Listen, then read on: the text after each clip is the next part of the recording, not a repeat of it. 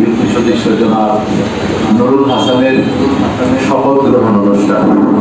আজকে এই উক্ত শপথ বাক্য পাঠ করবে মাধবপুর উপজেলার সুযোগ্য নির্বাহী অফিসার জনাব জাহিদ বিন কাশেম।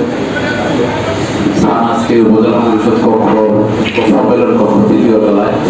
সম্মানিত উপস্থিতি, আজকের এই শপথ গ্রহণ অনুষ্ঠানটা অত্যন্ত কাঙ্ক্ষিত একটা অনুষ্ঠান, যেহেতু দীর্ঘ 2 বছর পেরিয়ে গেছে, প্রায় 2 বছরের বেশি সময় পেরিয়ে গেছে, 3 বছর পেরিয়ে গেছে ইউনিয়ন পরিষদ নির্বাচন অনুষ্ঠিত হয়েছিল এবং বিগত মেম্বার এবং চেয়ারম্যান মহোদয় শপথ গ্রহণ করেছেন।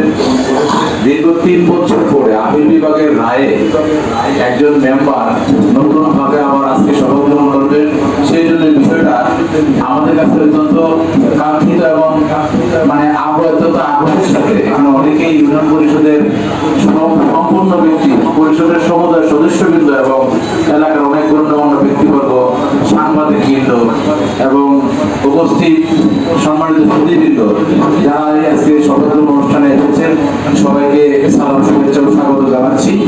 আজকের এই অনুষ্ঠানের আমাদের শপথ বাক্য পাঠ করবেন যিনি আমাদের উপজেলা নির্বাহী অফিসার জনাব জাহিদ বিন কাশেম স্যার।